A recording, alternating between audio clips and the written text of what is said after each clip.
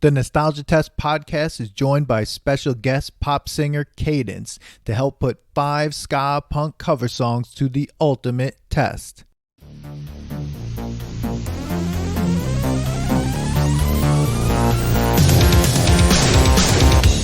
Welcome to the Nostalgia Test podcast, the show where two longtime friends put their mainstream pop culture past to the ultimate test, the Nostalgia Test.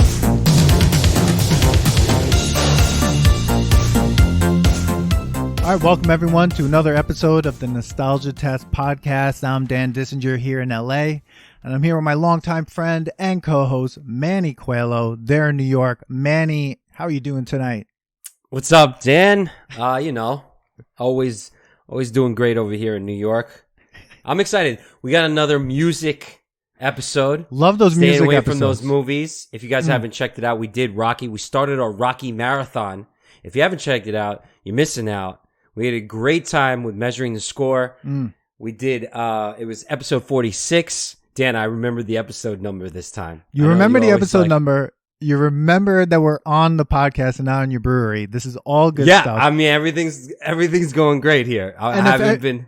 Yeah, and everyone should notice that, like, the sound is so much better. Got my microphone after a full year away from my Man, we've been office, talking about this forever. I'm so glad you were allowed to go out and go get that mic. So happy. When you like spoke into it before, I was like, oh, there it is. It's awesome, there right? It is. It's like, but listen, I'm so excited. We got a music episode, and it's a list, ladies and gentlemen. So everyone loves our lists, and it's a guest episode. Yeah, we're really excited about this next get with our guest today. We're here with pop singer Kadence, and Kadence is there in Virginia. Thank you so much for coming. How are you doing? Thanks for having me. Doing awesome. So excited to be here. Thanks, guys. Oh, great to have you. We're super excited. I mean, it's always great to have a musician when we have these music episodes, because Manny and I totally not. Is it though, Dan? Because I always feel, I'm like, man, the musicians are going to just show how bad we are at talking about music. I think non-musicians can be great pop culture critics. So that's true. Thank you. I think we're doing a pretty good job, Manny. I mean, I think we are. Kadence is telling us we're doing a good job. I think we'll take his word. Kadence, tell us a little bit about yourself. Let people know where they can follow you. Your new single's coming out. So yeah, give us a little info about you. Yeah, so I was born and raised on Long Island, New York, and yeah, this is a Long Island episode, guys. It's Long Island. And I started fist pumping. Let's do it. Let's do it. I started my career actually as a dancer, and so I went to a high school for the performing arts, and pursued intense dance for several years. And I mean, I had a couple opportunities to sing, and I sang, and I knew I could sing, but it just hadn't clicked yet that I was supposed to. But at the age of 19, I began to sing and record demos, and I was in a couple boy bands. I sang in some great R&B soul clubs in New York City, and then fell in love and got married. And so I took a break to have a family, and it's just been a cool chain of events in the last year that have led me to pick back up my dream and start writing and producing again. So I released my first single. It's Broken, and it's Kadence with a K. You can find it on Apple Music, Spotify, any download platform. And excited about that. We did a 4-week marketing campaign, and there was 160,000 streams. So I was really, really pleased with that. And now we're set to release my next single, "Sign Me Up," on June 4th. So that's awesome. That's the brief. That's the Reader's Digest. That's the brief one. Yeah. So you started a family. What were you doing in between? I went to school for film. I became an electrician for 18 years. Started a brewery 5 years ago. Shameless plugs. It's LITHOLGY Brewing. Nice. But what were you doing in between? So I'm one of those people that get bored quickly, and so I've done quite a bit. I was in the restaurant business for 10 years, managed restaurants on the Upper East Side of New York, and Upper West Side, Lower East Side. And I'm also a real estate agent. And so, I've kind of had multiple streams of income working for me in my life, raising 4 kids. So I had 4 and 8 years, yeah. 4 kids? Yeah. Wow.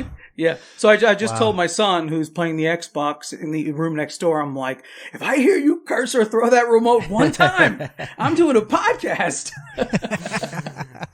You know? Oh, wow. So it's amazing how behind the scenes we've got these other lives going on, you know?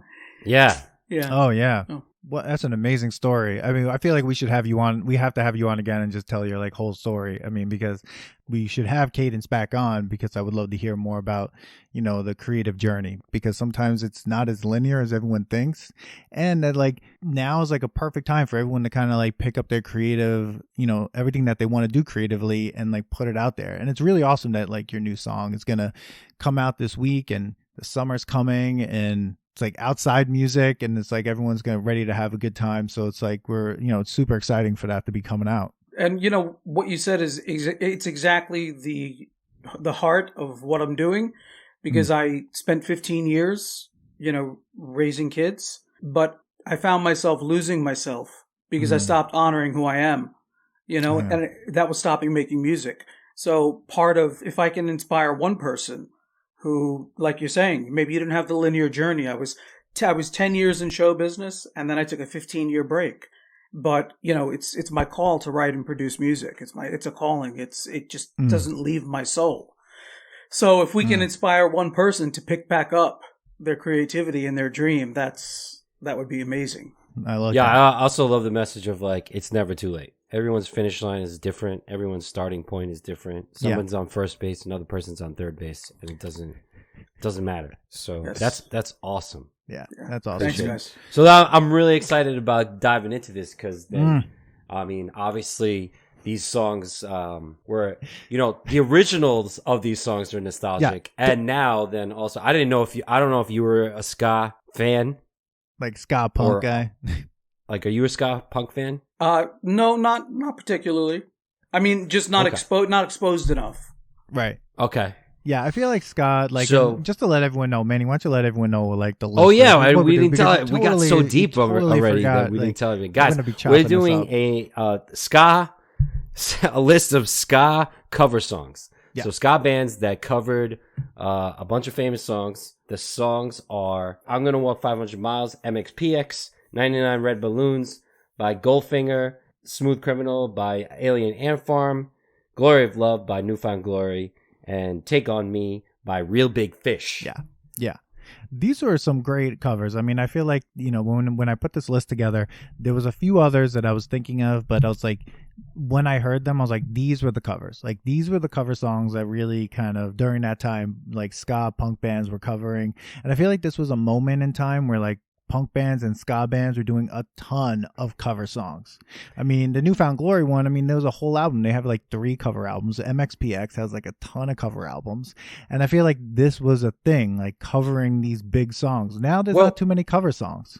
Dude, well, you got to start off with, if you want to make a name for yourself, even back then, like, there wasn't so much social media like it is now. Covering songs was like your best way to, first of all, get like, I don't want to call them cheap applause, but like people, if you did a really good cover, like people just wanted to hear it. Like I went to a show recently before the shutdown at the Paramount. Real Big Fish, Newfound Glory was there playing just covers. They had come up with another new album, Dan. Wow. They did like Frozen. What? Like they're talking, and it was bro, it was awesome because you get 2 different groups now at these concerts. Really young kids, and then like the 35 to 45-year-olds who used to listen to ska and emo back in the day that still want to like be nostalgic, and everyone was wilding out, like wilding out, and so it was great. But I remember this time, Dan, like everyone was doing covers,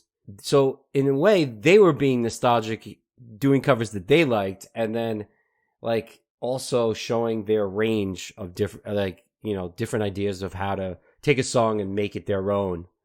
And I like this test because I also got to like think of like a couple things, like the original song, and then whether or not I really like the ska band or not, or whatever band actually did the cover.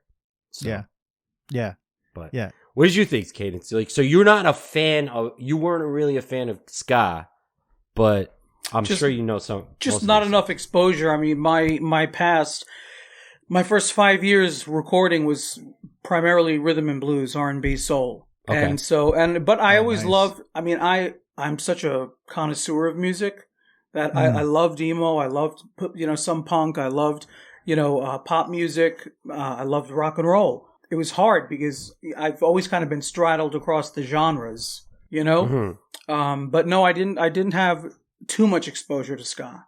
Punk What's that? music, yeah. Yeah. You don't know any of the bands that are on here? No, I don't. No. But Okay, I know so I you know got I to- know all the songs. So Yeah. this is awesome because I love find that. this great because you're listening to it not like being tainted by like your fandom for the band. You're actually listening to it to like whether it was a good cover. Yeah. Right. And Like, did you great. enjoy? And you're a musician, so you like the art of like making music. How did the band do their job? Did they make it different? Did they make it their own? Was it even a good cover at all? So That's right. I'm loving Yeah. this because we get to dissect this in so many different ways. 'Cause, Yeah, like, I'm I like was a fresh fan ears. of all these. Like, All right, so let's talk about the first one. So the first one we're looking at is I'll Walk 500 Miles by MXPX.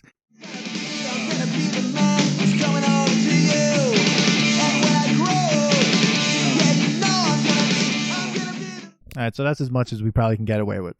yeah, But there you go. So MXPX 500 Miles, first impressions, we'll put it out there. What do you got? I'm gonna let Cadence go first because I got a lot to say. I So- actually really enjoyed it. I thought they did a great job.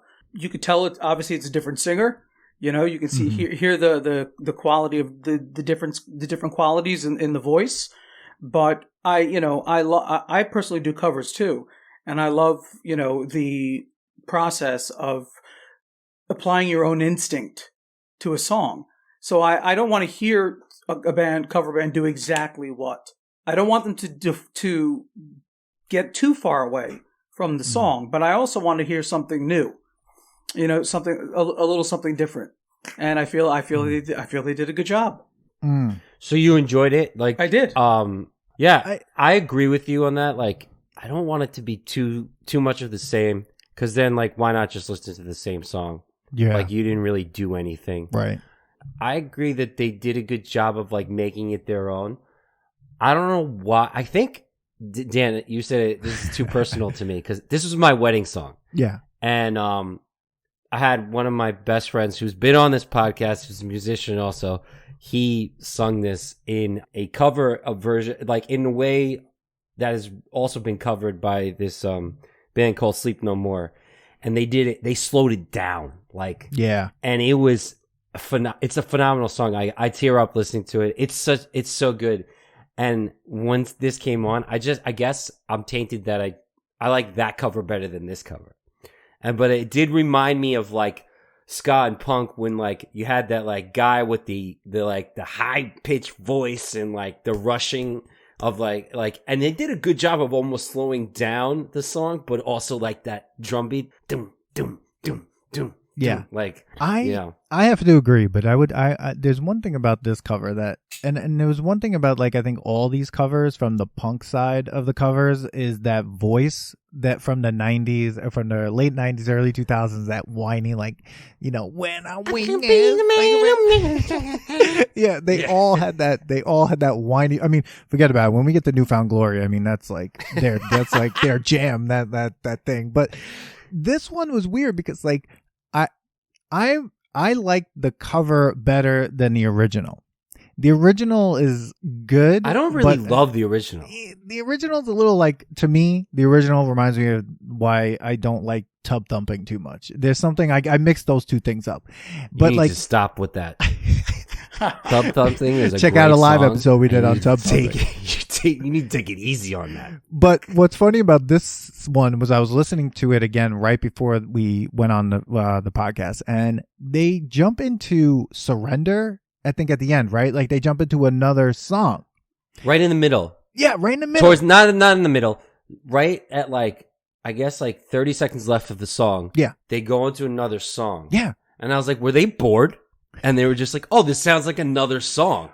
And like, exactly. But that's what, I mean, think about what happened on our episode with Bryce, right? He was talking about bringing LaRue, that LaRue song into his cover set, right? And he said it sounded like he was going to play it along with Juice by Lizzo, and he kind of like went back and forth. I'm like, well, MXPX just found a way to kind of like put another cover inside a cover, and that was super smart. And I agree with what you were saying, Cadence, and that idea of like, you want a cover that's going to both honor the song but also honor the artist. And I think MXPX, no matter what I have to say about MXPX, sometimes it's like they did that. Like they were able to do that. That was something that I thought was really, really clever. All right. I mean, you just yeah. Yeah, I don't see. After hearing you guys talk about it, I'm like, okay, it wasn't that bad. I wanted to crap on this song. Like I normally do, like right before I talk to Dan, I'm always like, I can't wait to just tear this thing apart. And now, like you guys are saying, like, man, I can't really go against it. They did do a good job of making it their own. They made it punk. They made it ska. Yeah. And they added that, like, I'm going to get drunk and come on. Like, I don't know. It's like getting drunk in the original song. Dude, tell you the truth, I don't know what's in the original song. I don't remember it. I remember the original song. I remember the original song really, pretty well. But yeah. I don't remember the drunk part. Neither do I. So I was like, was that like a punk way of like making it their own? Like, we're punks. We do drugs and get drunk and inserting the rebellion. Right. And MXPX as like rebellious as they can be. But like I think like the Proclaimers, where the original I'm gonna be 500 miles, like they did have the line. There it is. I'm looking at the lyrics right now, and it says, "I'm gonna be the man who gets drunk next to you." Oh man, right in the first verse. So it's right in the first verse, and so they definitely covered the lyrics pretty much to a T. The only thing that they did differently was add that extra cover inside the cover, which I think was my favorite part, because I think like about like halfway through it I was like, okay, but then when that happened I was like, oh, okay, you got me back. But that's kind of like this song. Like in the middle of this song, like you're just like, okay. Like you got that, and you're like, okay, when is this over? Unless you're at a wedding, of course, or like, and like everyone's like, and like you, 500 miles, like they're walking 1,000 miles. So like it's, Vanessa Carlton would come in with her piano, but there's so many songs with miles in it. I know. All right, so what are we thinking here? Boy. So I'm on the fence. The way we test this is we go, is it bad? Is it nostalgic? Or does it pass the test? To pass the test, that means you would listen to it like now. Yeah, like it has replay like you'd be like, yo, this is going to become part of my playlist.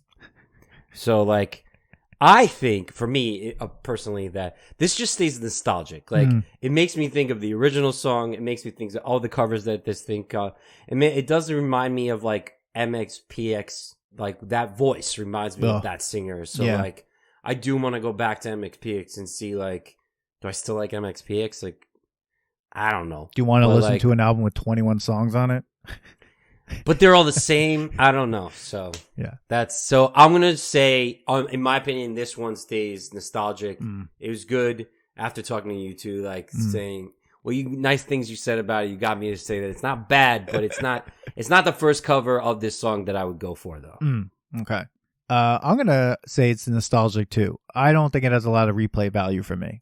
It just like, but it does bring me back to that moment where it's just like getting ready to go to the Warped Tour or, some other show. But MXPX is definitely like a band that I feel like was big when I was, when we were in high school, along with like Millen, Collin, No Effects. Yeah. and a lot of these bands up here. They didn't have a long replays value. No, they didn't. They had like Warped Tour replay, and then that was the end of that. And then all of a sudden they were gone. But they're still touring, obviously. But like it's just like they didn't have the staying power of like a Blink-182, right? Yeah. But yeah, I'm gonna say it stays nostalgic. It's right on the fence though, because I'm definitely probably never gonna hear this song again, probably for another 10 years. I don't think it's ever going to come up again for myself. Cadence, what do you think? Yeah, I'm on the same page. I'll go with nostalgic. It's not that I might not listen to it maybe once again, but it didn't do enough to re-energize it in me to want to hear it more and more and more, but it did bring back like, the good memory of the track. And then I enjoyed hearing it with a bit of a new spin on it. But if I had to choose, if you're making me own one of those three categories, I'm in the nostalgia zone. Okay. All right. Yep. All right. So moving on to 99 Red Balloons by Goldfinger.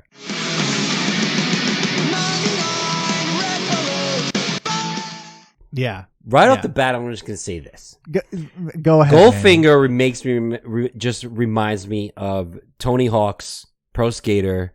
The one song that they had on there, I already forget. But that's all I remember about Goldfinger. Like, you know, I don't really... The song itself, damn, play a track. Play part of it. But all right, well, let me just put. Oh, you're gonna fax it? Yeah. So first, let's fax it. Let's get back to the format there, Manny. I know I'm all over the place. Shout out! I'm excited. Kadence is here. He's talking about doing his own covers. I want to hear what ones he's done. So let's go. Come on. So Goldfinger is an American punk rock and ska band from Los Angeles, California, formed in 1994. In their early years, the band is widely considered to have been a contributor to the movement of third wave ska, a mid-90s revitalization in the popularity of ska. So, and Manny, the song you're thinking of is definitely the song Superman, which was on the Tony Hawk game. That came out on their album Hang Ups in 1994. Around 1994. This, though, the cover of 99 Red Balloons, which originally was written by is a song by the West German NDW band Nina, probably mispronouncing that, from their 1983 self-titled album. So the English version, titled 99 Red Balloons, with lyrics by Kevin McAla, was also released on the album 99 Luft Balloons in 1984. Now, this is a hugely popular song. I mean, I've heard 99 Red Balloons. I've heard the original. I have this Goldfinger album that it's on, actually, which is Stomping Ground. That's one of the two Goldfinger albums that I actually own. And I listened. You have an album, like you actually have this CD somewhere? Yeah, I have this CD. It was huge. I bought the Stomping Ground album, and I listened to it all the time. And and this cover, I listened to this cover a ton of times. You didn't buy this album, Manny? No, I probably recorded it off of somebody else's album. Remember there was a time like people were burning CDs for people? Me and Dave got into like charging people for songs that Dave had. So we burned a bunch of playlists for him. Wow. For them. I remember we bought like, you used to go to like Tower Records and buy like those blank CDs. Yeah. Like a whole case. And Dave and I had like a list of things, and Goldfinger was on there because Dave had the album. Shout out! So I probably had like their songs somewhere, but I wasn't in love with this band. It's like I said, I played a lot of Tony Hawk, and they were like a more punk version of like Everclear. Like they looked almost exactly alike. They had like the singer with the blonde hair, which is weird. I felt like that they would have been. They were like, this is the song. Yeah. That's from Tony Hawk. Yeah. The only reason I know it. And then I bought the album. All right. So I felt like they were like the reason why ska might have almost been mainstream. Really? They were going to go there. And then they just fell off for some reason. Yeah. And there could have been a lot of reasons. Mm-hmm. Maybe ska just doesn't get that push that like other genres do. Like Blink-182 is punk. That became like pop punk. Well, you probably call it pop punk now. But like ska never like got to that. Ska never took off. Z100 wasn't playing, No, they'll play one song from the Boss Tones, and that was it. Oh yeah, never knock. I would never knock on wood. That song. Yeah. Like Kadence, ska. Like, was that something that you? I remember we were talking like before we started recording. Like, your exposure to ska wasn't that much, but you heard this and you heard somebody, the Real Big Fish one as well. Like, is ska something that is interesting to you, or do you feel like ska is like this weird category that's like in the middle of two categories that's trying to like find an identity? Because that's how I find ska. It's like, what are we? Yeah, that's how it came across as something kind of I don't use like undergroundish almost. Mm. You know, it's almost like, you remember house music? Holy nostalgia. You know? Oh man, we remember house music. We did an episode that has not been released yet because of house. Techno, like, it was all over the place. Oh my yeah. God. You know, house took off in the clubs, you know, and among certain listeners, but it never achieved pop. You know, it never went to full pop. And that's how I and I want to say like it pop commercial almost, or punk commercial. You know what I mean? And so that's the way, and I don't know if that's good or bad, but that's the way I felt here too. I felt like I could feel them. I could feel what was being done, but I joke about myself, you know, I got blonde hair, blue eyes, I'm the whitest kid on the block, and I was singing soul music in New York City for 5 years. You know what I mean? Today, thankfully, people's minds have opened a lot, you know, but in my first 5 years, you know, it was very difficult to look like me and break into the R&B scene, even though what I had, I was gonna say, wow, you know, even though what I had was credible, you know, and I sang at the Blue Angel in New York City, which is the sister club to the Blue Note, you know, and it's the soul club, and you know, you do not even think of getting on that stage unless you can bring it. That's you know? right. Yeah. So, but that's how I felt here too. It's kind of like it just never reached that place of full manifestation, or you know what I mean. It was like it was birthed, and it's valid, and I enjoyed it, but I could feel how it just never went to that next step. Yeah. Yeah. Which I find funny because like ska has so much going on with it. There's like so much happening. There's classical trained musicians in all of it. There's a trumpet player. There's a trombone player. There's probably a saxophone player. There's a couple drummers. There's a singer. Like, you can't sing that high pitched all the time and not destroy your voice if you're not trained correctly. Like the really good ones. So it's like, it's not like the music is terrible. There's so much going on, but it just didn't break. Like, I agree with you. It doesn't break that, like, there's pop and then there's like it didn't get to that. And like I said, like the Z100 stage. Like if you get on Z100, you pop. You're like officially mainstream pop.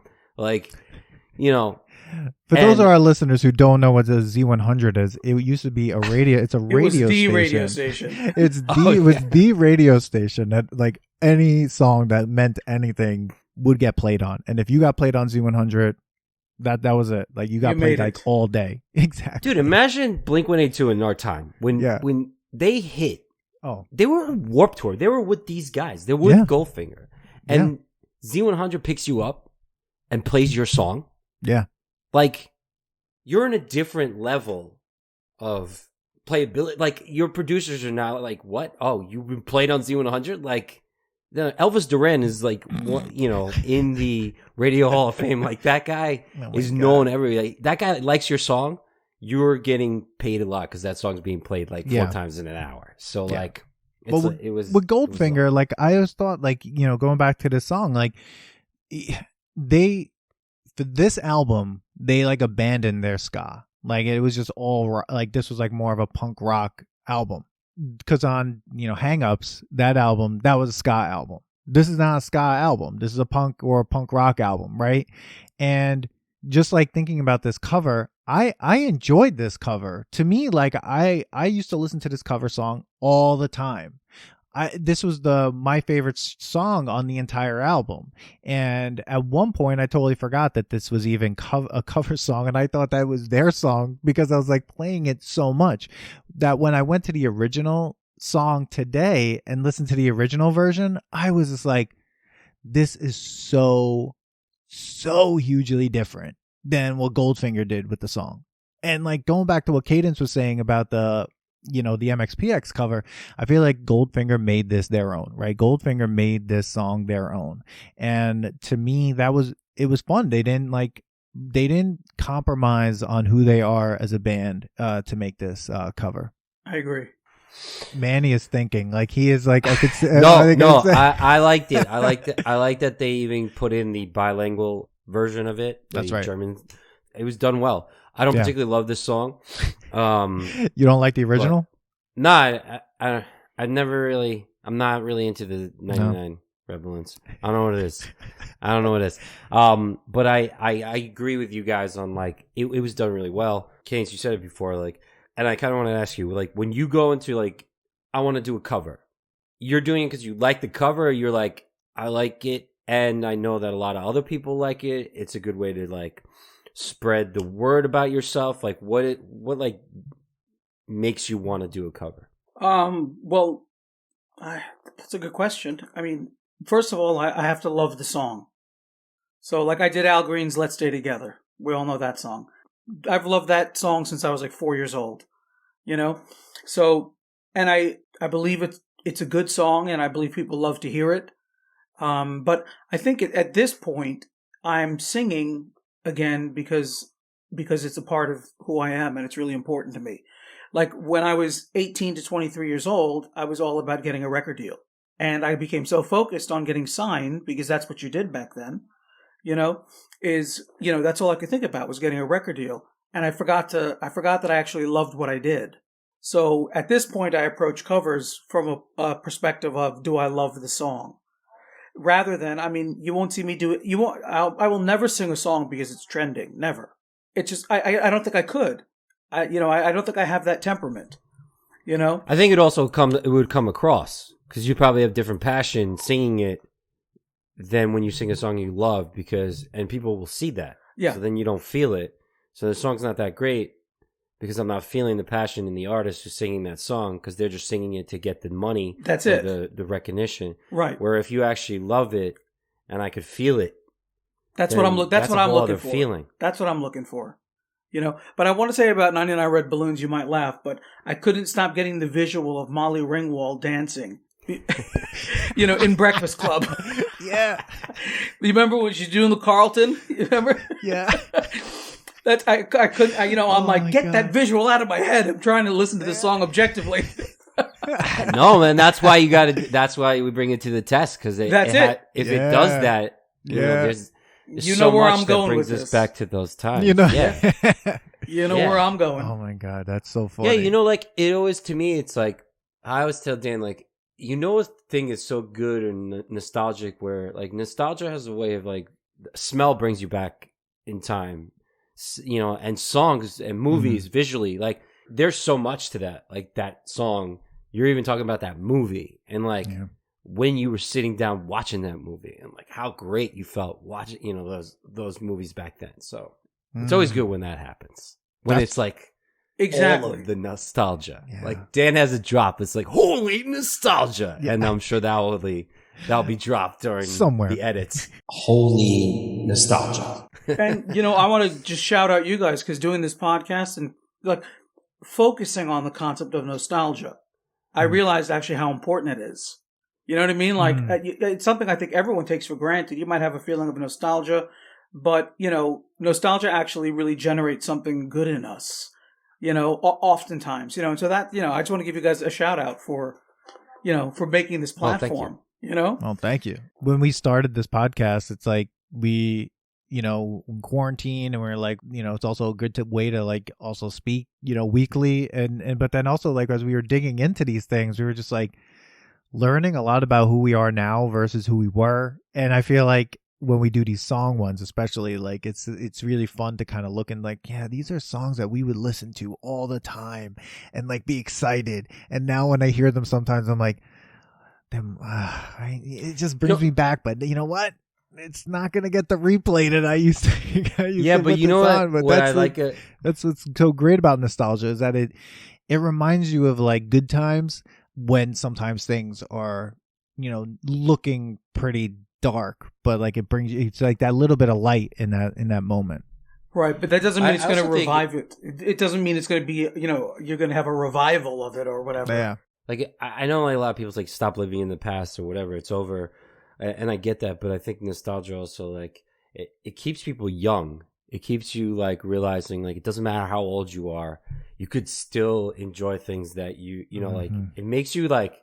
I always say this. There's a line in like Alice Wonderland, her muchness. She lost her muchness. Like because you get at a certain age and you just get, life gets at you. And you just lose certain things. And I think like totally going back to your past and being finding all the nostalgia and like finding the good times and all that stuff can like bring back like some of the things that you need to like Kadence, you said it, like you're still going after this passion. Like you're realizing after all this time, you've seen it all at 18 years old. You were performing and singing, and you still want to do that now. And you're doing it for a different reason this time, and probably even feels so much better. And it's bringing that 18-year-old self out. Yes, it is. Like that child again. Yes. Like that must feel so good. Like the feeling that you get must be just like pure nostalgia all the time. Yeah, that's it. I'm literally doing it. Feel great. That's it. I'm doing it because it's for me. Yeah. When you have life experience, how much greater can your creativity be? This time I'm just doing it for me. That's it. I'm just doing it for me. I have 160,000 streams on my first single.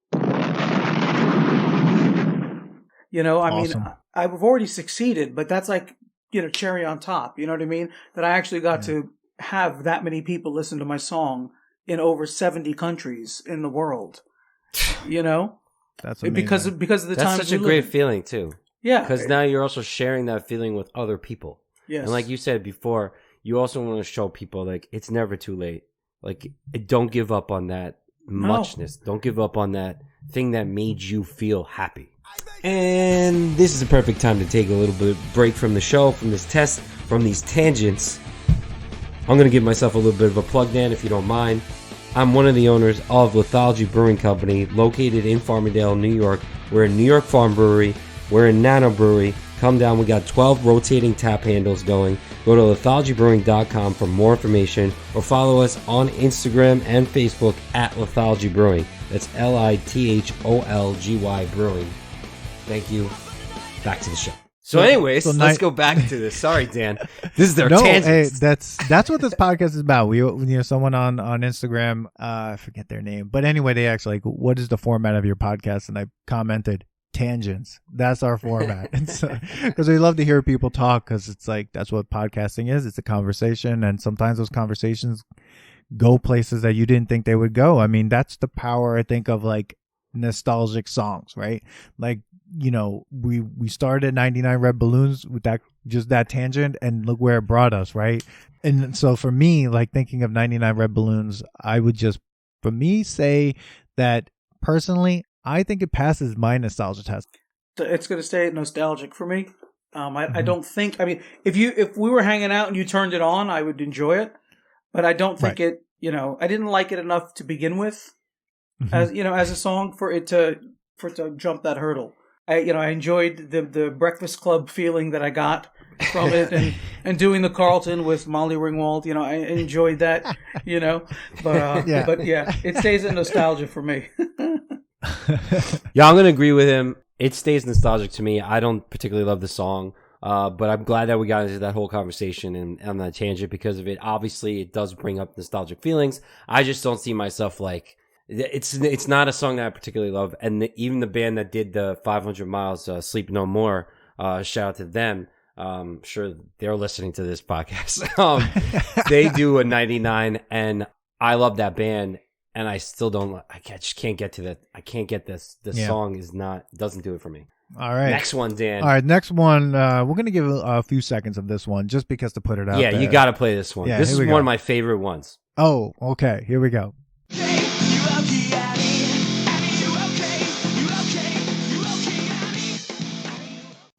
Well, we are talking about the cover of the Michael Jackson classic gigantic hit. I mean, I have so many memories of this song because like I have memories of that movie he did that this song was in, with who was it? Danny DeVito, I think, was in it, or someone like, right? Like it's that was an epic video. Epic video. Movie. I love that video. The Smooth Criminal by Michael Jackson, covered by Alien Ant Farm. This song you couldn't get away from when this came out. This was on the radio constantly. I mean, I think every time I turned on the radio, it just was on all the time. All the time. Too. The video too, Dan. This is like right when MTV had videos, and you saw it all the time. Yeah. I'm gonna say that Fresh Impressions. I was so happy that this was on the list. I was like, this is gonna be my favorite song on the list. I I can't say, MJ produced and came up with so many great songs. Anyone who covers their songs, you need to make this great for you to cover a Michael Jackson song. Like, you can't just cover a Michael Jackson song. No. Imagine covering Man in the Mirror. No. Okay. That's what? So these guys had to bring it, and they had to bring it hard and make it their own, and they did it amazingly, I think. Like, and when I listened to it again, I was like, oh yeah. Oh yeah, just like that intro you just played. It's like, like what? Like, this was more punk, obviously, than ska. Yeah. It was, I would say, this goes to what Kadence is like the pop punk. Like, this was mainstream. Yeah. Yep. This was Z100 all the time, even 103.5. KTU might have even played this, and that was a dance. Oh my God, bringing it back to KTU and it was a dance station. Oh my God. Because that's a dance station. That was like they played house, I think, like late. Like, they were playing some dance stuff that you only heard at clubs, but you had to be on that station at like 2:00 in the morning. Oh yeah. But like every once in a while they cross over and play like a rock hit. Yeah. Every once that was hit. I think they might have played this song on there because like you could easily then like move right into like a Michael Jackson song. Oh yeah. Like, okay, so what do you think? Oh, I absolutely loved it from the intro. I think they killed it. And let's say that, Michael Jackson was probably my greatest influence in my first 10 years of life.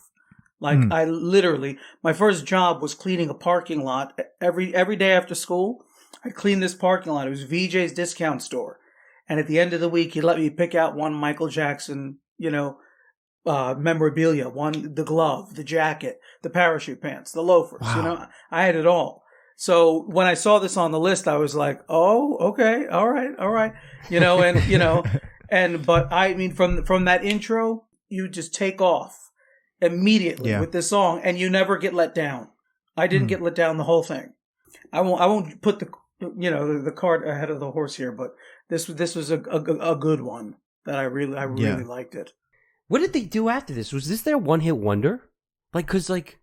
I don't remember any other song that they've done. Yeah, so Alien Ant Farm is an American rock band that formed in Riverside, California in 1996. They released 5 studio albums and have sold over 5 million units worldwide.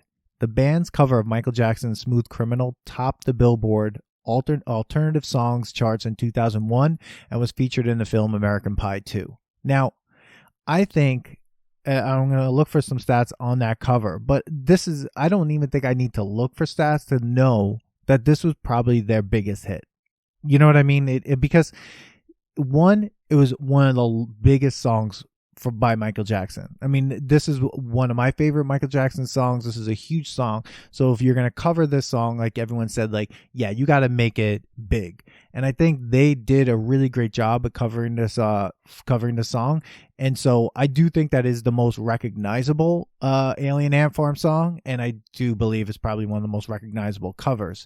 As a song, it's probably like one of the most popular Alien Ant Farm songs, if not one of the most popular cover songs.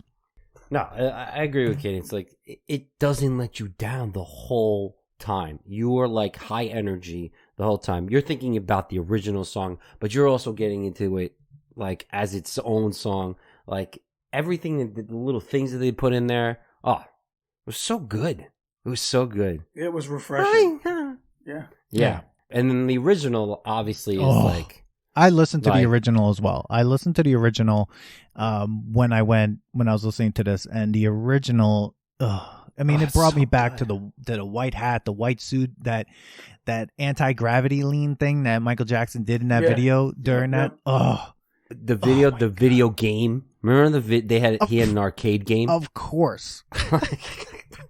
Of course I remember that game. That was the craziest game. The fact that like you could be Michael Jackson from Smooth Criminal in a game, but it makes sense because that video is like a whole movie. That was like one of those like big movie ones like Purple Rain. One thing that I would say about this, and I know like it had like high energy and everything, but when you listen to the original actually had like dips and valleys and like in the way it was kind of composed. And though I think like Alien Ant Farm made it their own, a part of me was like, as I was listening to the original, still preferred the original. I mean, obviously, because it's like, but actually for some of these, I don't prefer the original. But I would say like this one, I do prefer the original, but they came out the gate like with energy. I'm a big heavy metal fan, so like to me, I was like thinking they're not letting up. This is like a Slayer song. Like they're literally just starting the song. They're not gonna stop. There's gonna be no dip. There's no valley. They're just like, we're here, and then it's over. And that's how you have to do that cover, because you can't let up. A heavier guitar riff in Smooth Criminal was really awesome to kind of hear. And I think that's what made it their own. The fact that it was this high impact and sustaining, intense journey. It didn't have any loops, you know what I mean? Like Michael Jackson had loops. This was just more, you're flying. You're flying. I enjoyed that. And I went into it not really expecting to hear something like I heard. And I was so biased because Michael Jackson is was one of my legends, one of my heroes. I'm surprised I like it so much because I'm so MJ, loyal. Yeah. Yeah. Oh, I hear you. I'm in the same way. Like, I agree that I prefer the original, but I don't hate this song at all. To me, like, I compare this cover with like the Atari's cover of like Boys of Summer, and I'm like, I rather listen to the Smooth Criminal cover by Alien Ant Farm than the Boys of Summer cover by the Ataris. I feel like Alien Ant Farm did a way better job with their cover than I would say than the Ataris did, but and that's neither here nor there. Last thing I think is, it speaks to the credibility and the substance of the original, because you can't take a shitty song and make it amazing, but No. you have a great song, and then you have another talented group of musicians tackling it. So guys, if you like Nostalgia Test Podcast, please don't forget to like and subscribe. Yeah, subscribe and like. Follow us on all social media outlets that you can find us, and where you can get podcasts: Podbean, Spotify, Apple. I mean, there's nothing more I could say. That this thing passes to me. This passes the test. It also makes you think of that song. And if we ever had to test MJ, like blows the nostalgia test out of the water, the Smooth Criminal. Like, it's too good. It's so good. Yeah, I mean, what's funny is like I came in here first going, I'm just gonna say I didn't really like it, and I'm gonna make it more just as nostalgic. But like again, this happens with Manny. Like after having a discussion, I'm just like, you know what, this was a really good cover, and even if I'm not gonna listen to it again that much, I can't deny that it was a good cover. Like I can't objectively and subjectively say that this was a bad cover and that it doesn't have replay value. It definitely 100% does. So I'm gonna say it definitely passes the nostalgia test. It passes the test for me too. All right. Oh my God. All right. Dan, so we're getting to this weird part. To me, this is the weirdest song on the list for me. And it is the cover of Peter Cetera's Glory of Love by Newfound Glory.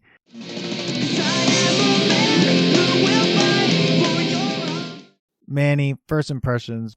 I love Newfound Glory. They do a really good, they have like, I think that half of their albums are cover albums. It's one of their better covers. First impressions is that I don't really love the song, the original song, but I do love what movie it makes me remember, and that's Karate Kid. Karate Kid, yeah. So for this Glory of Love, original song makes me think of Karate Kid, which makes me think of Awesome Times, which is a great movie, and now they got Cobra Kai, so brings me into that whole worm of nostalgia. But I don't hate or love this song because it also just makes me remember, like, it's really his voice. Like, it's so high pitched, it's so fast. And if you listen to the album, they all kind of sound the same because his voice is so distinctive. Like, that high pitched voice is that you can't get rid of it. And that was Newfound Glory. Like, it's this guy's voice. Like, he's like true. What would you call this, Dan? This is like emo ska? This is like emo punk. I don't know. It's like Emo weird punk. emo type of punk, but I don't know, man. This song, This is another album that I owned. I mean, I think everyone I knew owned this album of cover songs. It was like one of those really big cover albums. They have several cover albums, but this was the one with the Neverending Story on it, the Goonies cover, the I Don't Want to Miss a Thing. This was a big cover album, and I think great cover album. And I butchered the name, not to interrupt you, Dan, but I had to because I butchered the name while you were away. It's called From the Screen to Your Stereo. Yes. So yeah, check it out. It is a really good cover album, but Dan, you're not. It's the one of the favorite songs on the album. Like if you look up Apple, yeah, it's a star on this, and I think it's because people also love the song because they love the movie. Did you listen to the original? I didn't because I don't like the original. I was saying that while you stepped away. Poor Peter Cetera. I only like the original because it makes me think about Karate Kid, and then it makes me think. Yeah, that's the only reason. That's the only reason. Dude, I don't know, man. I had so many internal conflicts with listening to this song. I was like, because this is an album, again, like I said, I listened to it all the time. I had it. But his voice is, I think at this point in my life, when I hear his voice, I was just like, I couldn't deal with it. And it's so low. It's so badly mixed and produced. This album sounds like they like produced it inside a cardboard box. Like our first episode of this podcast, Cocktail. Everyone go listen to it. But like, it sounds like it was like recorded inside a cardboard box. Like I was just like, it sounds so weird to me. I don't know. Maybe I'm just being like, but we played this all the time. These are the reasons like we're going back. It's just like, these are songs we played constantly. Newfound Glory. I mean, well, maybe just a handful of their songs. We only liked a handful of their songs. Yeah. They're not, it's funny because like I said, I went to a concert recently and they were there and I was moshing. Like, this is right before the pandemic. Moshing with Newfound Glory. And I was like, I almost lost my shoe. And I was like, are they that good? Like, I'm just. That's gonna be ball. While you're looking for your shoe, you're like, are they that good? and like, I have to say, Kadence, we said it before, you can't do a cover song for a money grab. And I think this was definitely a money grab. Oh, like the whole album was a money grab. What did you think, Kadence? Where me and Dan are shitting on this song. I would love to hear your thoughts. Yeah, it was a shock to my system. You know, I was a Karate Kid fan. I got to admit it, Cobra Kai fan. I was a little set in my preference, even though as a song, like I mean, I had to sing this song in high school, and I didn't like it. You know, so I had a good amount of experience with the song. So I always like to hear something. I do like to hear something different done, but it was a little weird for me. That's the only, you know, I don't know that I have the right adjective for it. But no, I think it was very immature. Yeah, awkward. High school. A little awkward. I do like one part. Which what? Is when they stop playing and everybody's just I am the man, as if they were at a concert. And I'm like, it's so sad that I like the part where everyone but that guy is singing and there are no instruments being played. Right. It's just like a cappella. This is like one of those things. It was so out there. It's like either it's going to hit it or it's going to really miss it. I think it hit it at the concerts because it's hitting your nostalgic feeling of Karate Kid. Yes. Yeah.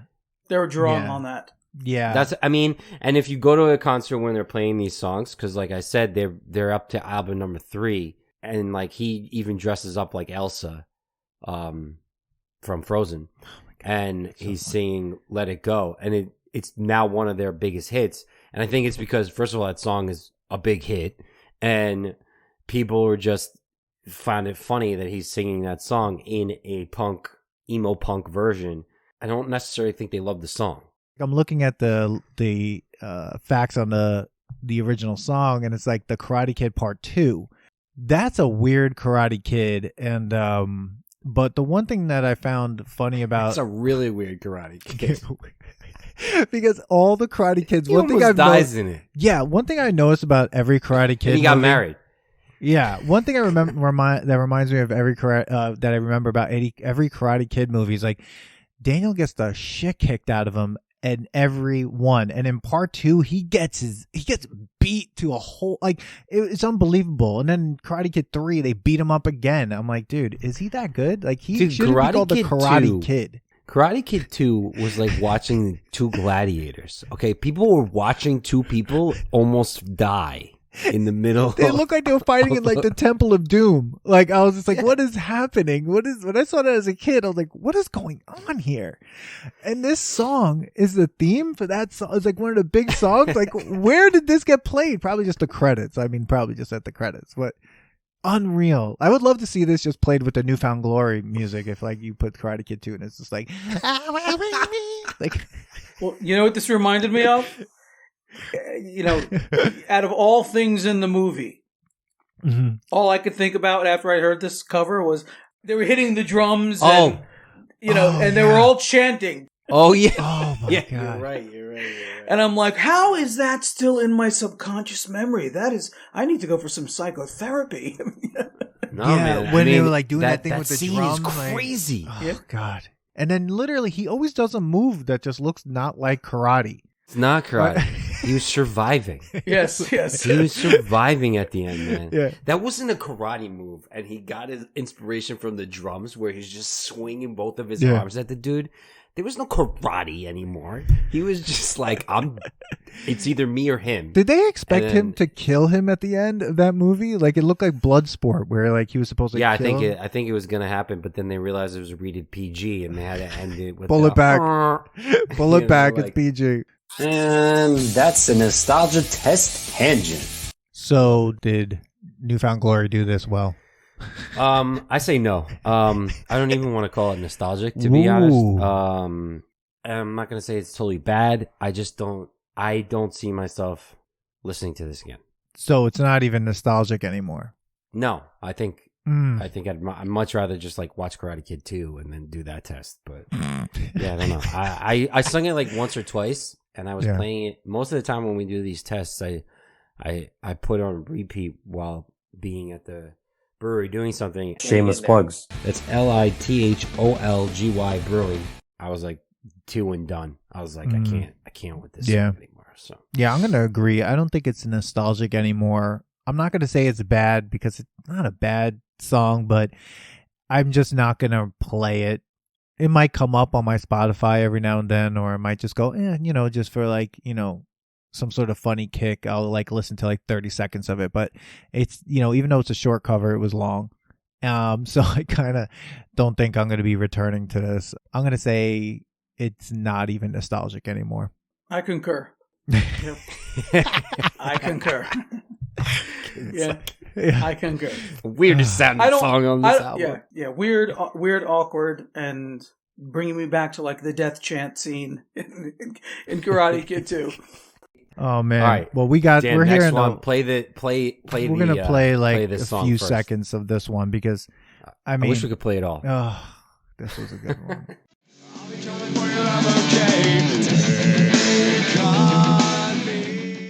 We are finally at our last one. Thanks for sticking through. It's "Take on Me" by Real Big Fish, one of my favorite ska bands. Yeah, I have definitely seen them at the Paramount and enjoyed every moment of it. It's just so happy. It's so happy. I mean, ska is just real ska is just like a happy sound. It's like Steve Martin said in his comedy album, you can't play a sad song on the banjo. And I think you can't play a sad ska song. I think it's nearly impossible for this to be like, all right, we're going to play a real sad ska song. It's impossible. If it's sad, it's not ska. That's a sticker. I totally agree. First of all, great cover. A lot of people have covered this song. MXPX. I'm glad we chose this one. It's, first of all, a great song. Second, out of all the bands that can define ska, this is like one of my favorite ones. Like, always high trumpets, always like the horns are destroy all the time. And like, I also remember Bryce used to cover this song, and I always made him play it because I'm like, yo, play "Take on Me," or he always played their other song called She Has a Girlfriend Now. Yeah. She has a girlfriend now. Oh man, Real Big Fish is just so good, and they did such a great job with this. And yeah, "Take on Me." I mean, how many how many movies has that been in? Oh my how God. Many, like, so. Yeah. What'd you think?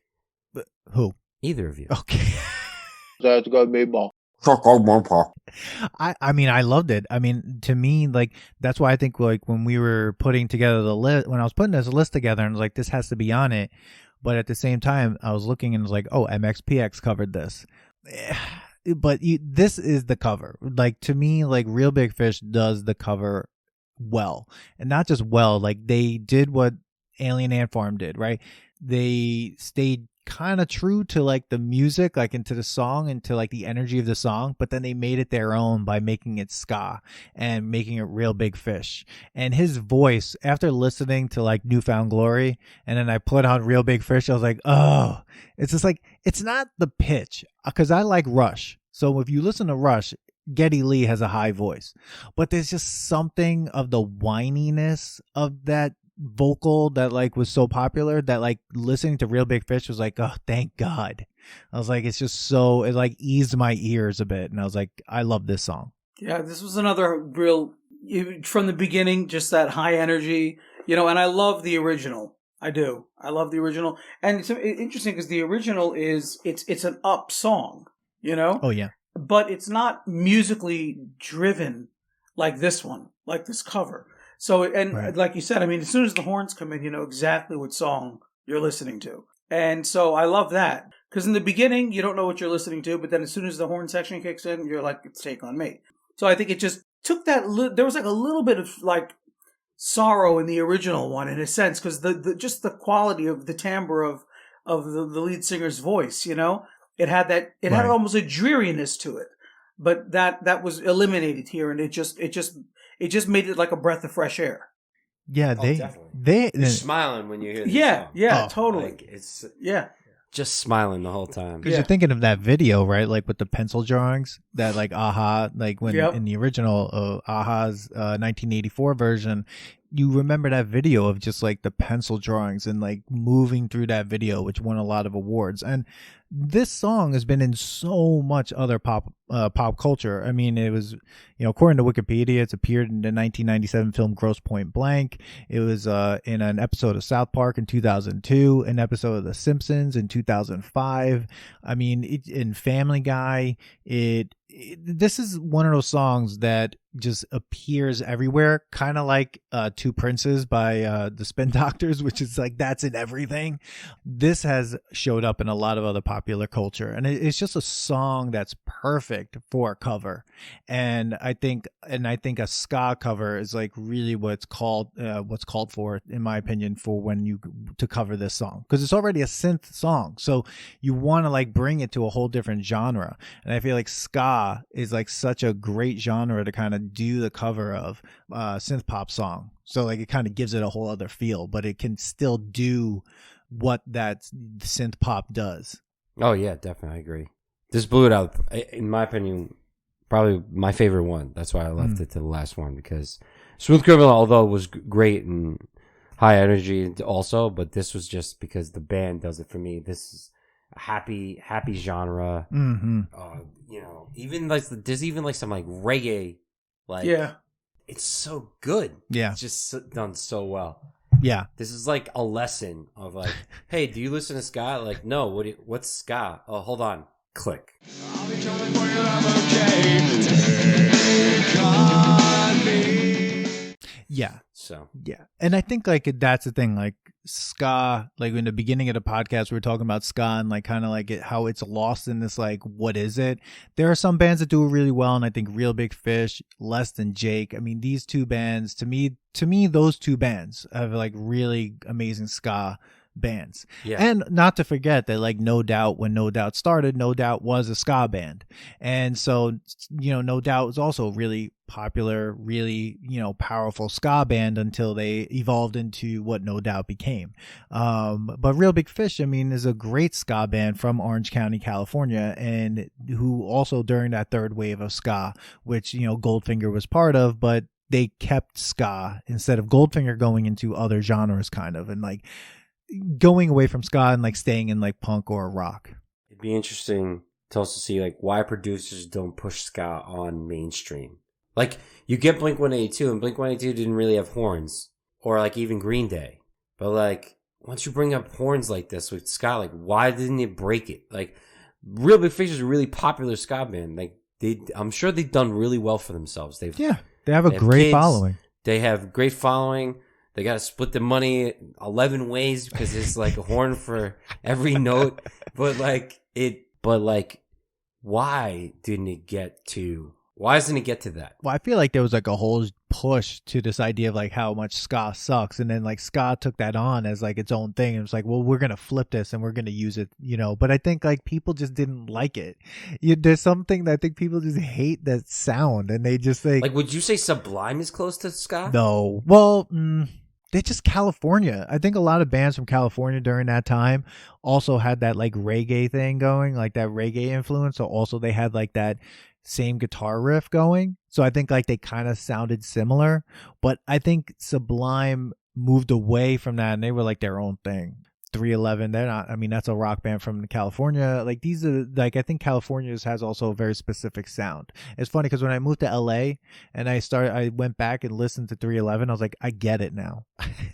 Like in New York, I liked 311, but like when I was outdoors in November and it was like beautiful and I'm playing 311 and I'm just like, I get it. Like I get it now. Like this is what this music is for. This is where it comes from. Ska doesn't have the momentum. They don't have like that big, they had that one big group, Mighty Mighty Boss Tones. And I think they just didn't do it well. Like they did it well for like an album, maybe. And then it's just like, maybe the creativity just wasn't there. Who knows? Yeah, I think I agree. Yeah. Mighty Mighty Boss Tones was their breakout band. And they really, whatever. Do you think ska could, do you think in a future time, ska could possibly, emerge and find a greater reach? I don't know. I mean, let me ask you. You weren't really into it. After hearing this song, do you think you would get into? I think I could. Listening to more? I do think I could, yeah. I mean, I think with the more ways of getting music now, maybe there could be a bigger reach, but I don't know. Like, I think what popular music right now is just rap and pop music. I don't know if ska fits into it for some reason. I don't know why. Well, I don't know why. I think because rock doesn't fit in at this point. Like rock is having such a hard time kind of like emerging, right? I mean, I think Manny, you and I talked a little bit about this on another episode, and we talked about like, well, what rock band really is there? And we landed on like the Killers, and them being like, to me, I would agree, almost like the last gigantic big rock band, like from the early 2000s or whatever, that is still around, putting out great albums, putting out great music, and they have a wide reach. A band like 311. You could say Bastille, but like... Yeah, but I think people just hated ska so much. Like, I think the punk scene just was like, no. Like, and I think there was such a in battle. Such a territorial thing. Oh, yeah. When I went to the Warped Tours, like the ska bands, everyone was just like, oh, here we go. Because it's like, it's a fun music and it's making fun of itself. I think with ska, it knows both. Like, it wants to have fun. It doesn't take itself seriously, but they do the music well. Where like with punk and even like early 2000s or late 90s punk, like it was more of you can make it more anthemic. Like, you can't make these songs anthemic, I guess, or they don't want to be, or... It just is like so specific. People don't want to be that happy. Right. Yes. I think that's it. Yeah. I think you have a point there. They're like, we want melancholy, sad songs about breakups. Yeah. You're talking about breakups, but you have horns and trumpets behind it. You're like, right. Yeah. People want their emo. They want their goth. They want exactly. No. Yeah. Could ska, with the resources out there today and the reach, the ability to, you don't need to have the management, the record label, the A&R, the distribution, the radio stations. Today you really can carve a path for yourself. I wonder if the resources of today would have benefited them, back in their high point. I think so. Yeah, maybe like put a ska TikTok song because you could definitely do some crazy videos with those horns and stuff. So I don't know. Well, one thing is, interesting. One thing I'll say is like one band that like has done well, and they're not ska, but like they were in that California, and I keep bringing them up, is 311. Like they have an audience, a very, very loyal following, and they do their own tours, and they've, create their own products and stuff like that, and they know who their audience is, so they're just like, they play to their audience. Every member of 311 is still in that band since the beginning. And the thing is, like, they just do what they do, and they just keep making music for their audience. And if more people listen to it, they listen to it. But I think for bands like that, like ska bands and rock bands like that from that era and everything, when you finally accept the fact that like your audience is this audience, let's make music for them, but then hopefully other people come in, you start making really great music. Because I think some new 311 is really great, but I think they just know who they are, and they just know what they want, and they just put it out there. I think with ska, hopefully that's what bands are doing. I mean, Less Than Jake is still touring, and they're still killing it. So I think like they just put new albums out, and they just see who's going to come. And I think it's just not going to break, because right now it's not in the conversation, the idea of like rock or ska or punk. I mean, it's just not the most popular thing. People, I guess, can't dance to it really, and things like that, so I mean, I don't know. You do dance very weirdly to ska. Yeah, you just flail around. He just flail, yeah. So it's not really a club hit. No, it's not really a club hit. Like you're not playing it at a bar, I guess. Well, yeah, you play it at Lithology. Litholgy Brewing. I read a book recently about like entrepreneurship and like finding your clientele and like always taking care of them. Yes. And as long as you're taking care of them, you're doing what you want to do. Yeah.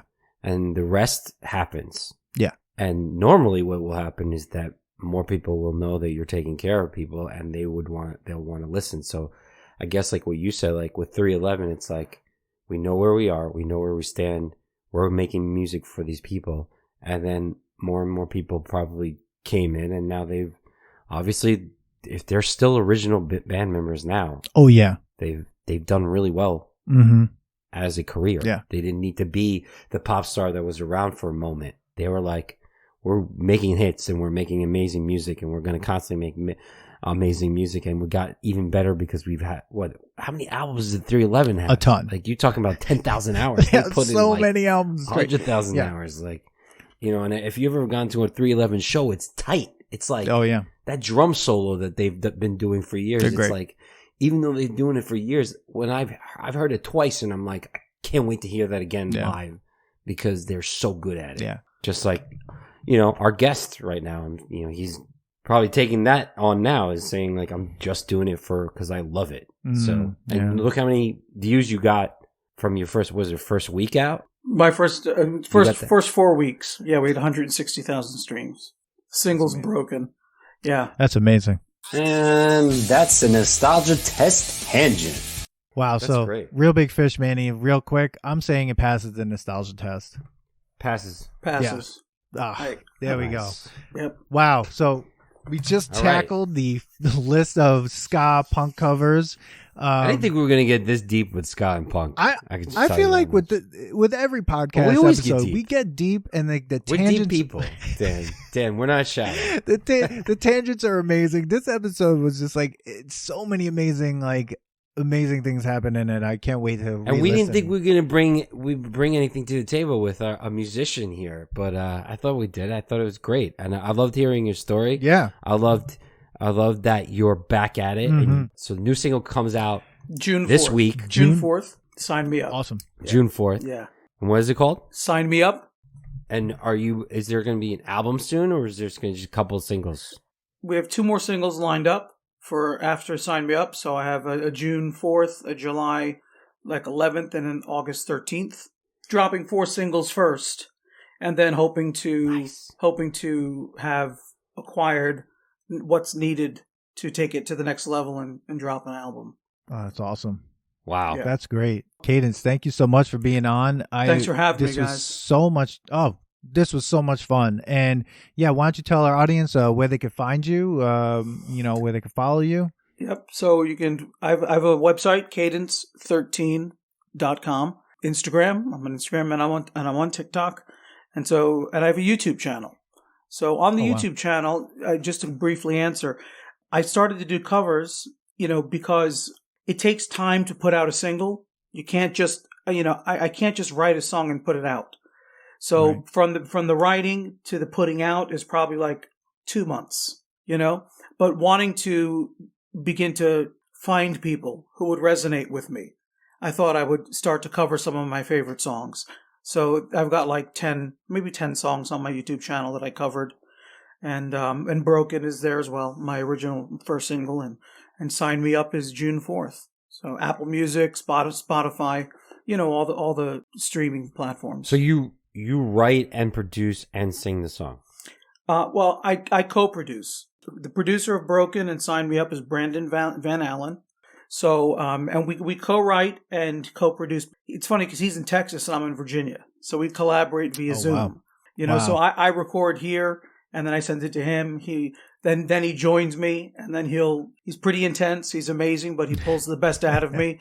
And he's such an incredible musician and he's got such an amazing ear that if I'm like the slightest bit flat on a note, he's like, we got to take that again. We got to take that again.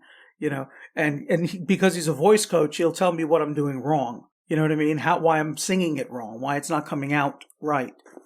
So it's an incredible collaboration, and I definitely would not be where I am without him. Oh, wow. That's so amazing. Wow. Yeah. Congratulations. Thank you guys. And thank you for coming on, and we'll Anytime. put all of, oh, well, we're gonna make that happen then, because we're gonna put You can make him test the Karate Kid. all of Or, Cadence's. We're gonna put all of Cadence's social media and the website and YouTube page will be in our show notes, so you can check everything out. And thank you everyone for listening. And we'd love to hear your thoughts on these 5 cover songs, these 5 cover songs from ska and punk bands.